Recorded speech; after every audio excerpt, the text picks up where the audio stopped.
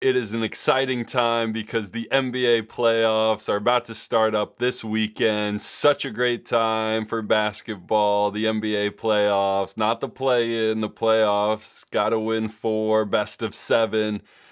Exciting time, really good basketball. Finally, these players start to play extremely hard, so I'm excited for that. But wanted to talk a little bit about some drama. I saw that ESPN had just released an article inside the end of the Ja Morant era in Memphis. Yes, this is sad to talk about, but I think inevitable, and everyone kind of saw this coming. But it is interesting because normally you see this once a player is traded or cut, that ESPN will, do a deep dive into the situation, what happened, why they got rid of them, things like that. But Ja Morant is still on the team. So this is a little weird. I know us sports fans know from the Diana Rossini and Mike Vrabel situation that the insiders really can get the scoop maybe better than a lot of other people. So if The Athletic, if ESPN, if Fox Sports, if some of these insiders are reporting on it, then they have the inside track, they have the inside information, and I don't know. There's a lot of takeaways from Ja Morant from this article. And it seems like the first one is he's officially done. Like they're trying to get rid of him for sure. He will not be on the Grizzlies. It seems like they want to part ways with him really bad. I mean, I know they tried to rebuild and trade their best players. They got rid of Jaren Jackson and Bane, and clearly they want to get rid of Morant. But I've never seen an article like this where he's still on the team and they're basically saying, please offer us anything. We are definitely willing to trade him and would like to trade him.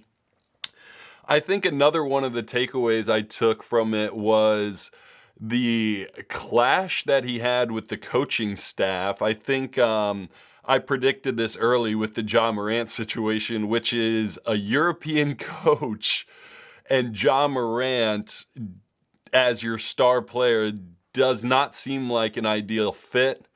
European coaches a lot are going to play their bench. They're going to play a bunch of different guys minutes. They want to get up, lots of pressure, defense, deep bench, guys contributing, a team atmosphere, collective. And so, if you got 30 points, it doesn't matter. You might get subbed out. Somebody else is coming in. They believe in, using the bench. And it seems like this was an issue. And I kind of called this. I mean, Ja Morant did not like this. Seems like did not get along with the coaching staff.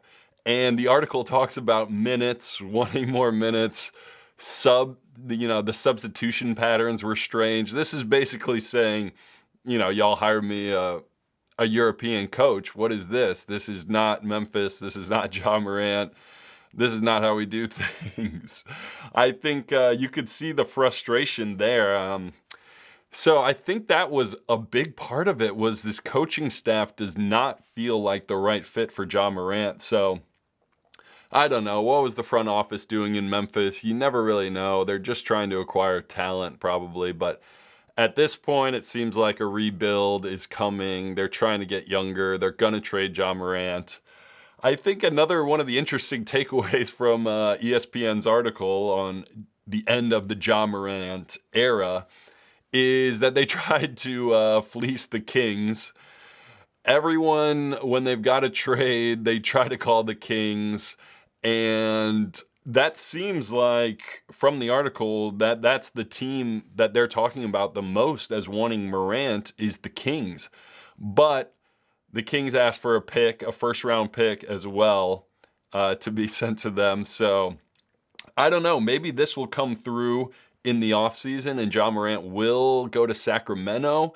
I don't see that as a good fit for anyone, Ja Morant or the Kings. I think if he goes there, he'll just be injured and irrelevant and out of the conversation. The Kings won't be that good, and I don't see that. But what I'm hoping for, and I think the best opportunity and the best trades, I hope he goes to Miami. I know. Is everyone? I know everyone was saying this at the deadline. Miami always takes talent and they buy low on talent. And once they get them in their system, Spoelstra and Riley will show them their rings and say, hey, you got to be at this body fat percentage and you got to sleep this much and eat these things. And you can't be, out being a knucklehead. But it would be interesting. Ja Morant, firearms, Miami, strip clubs, distractions. Would it work? I'm not sure, but this is what Miami does. They buy in on talent when it's at, a low price point.